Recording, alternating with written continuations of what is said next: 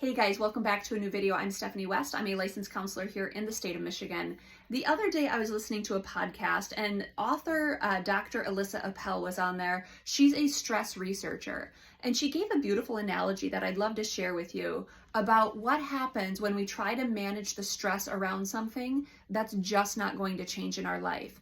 So we could even talk about it in, kind of a frivolous way of, let's say I want to be 5'10", but I'm forever going to be 5'7", and that's not going to be something that changes. Let's say that I want to be a multimillionaire, yet I'm probably going to be a thousandaire throughout my life, and I'm not going to make my millions. And maybe I can distress about that constantly and keep myself in a spin cycle, or perhaps I can just accept that that is what it is.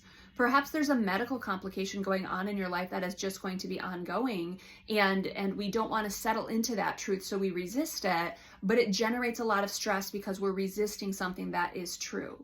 When we talk about stress and we talk about acceptance, there's this interesting kind of tension that we get to hold there where I might experience less stress, so less physiological wear and tear, less emotional wear and tear, less spiritual wear and tear, if I can accept that some things aren't going to change, right? So even thinking through, the very well-known Serenity Prayer, which comes from the AA group, it's not a group, all of the AA curriculum. And it says, God, grant me the serenity to accept the things I cannot change. And then if I can change it, you ask for the courage to change it.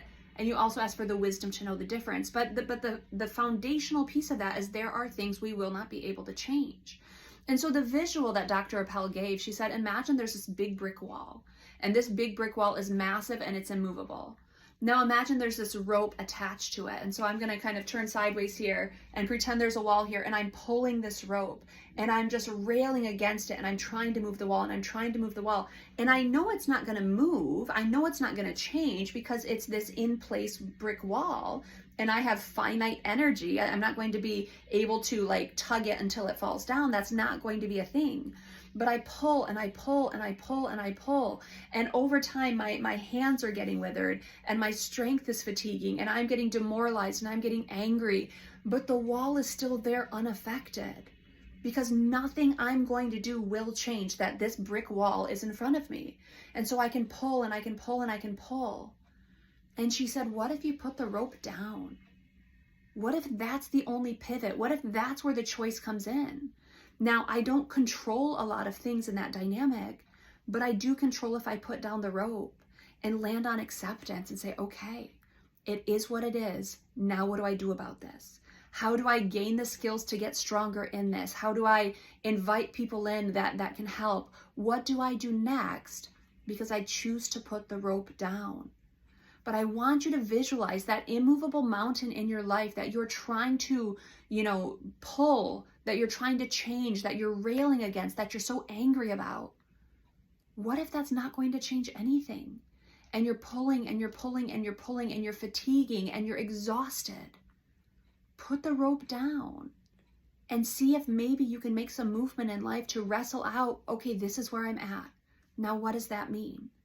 I want to encourage you to even use that language when the intensity of problem solving comes up and anxiety shows up and says, I hate this, I resent this, I don't want this to be true.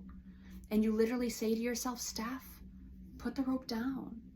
And you practice that again and again and again, and you might have to put the rope down a bunch of times. Our brains are constantly trying to problem solve for us. That's actually what a lot of anxiety is constant problem solving going on under the surface. But you can also say to your brain, you know what? We're not going to solve this. We're going to have to accept it. I'm going to put the rope down.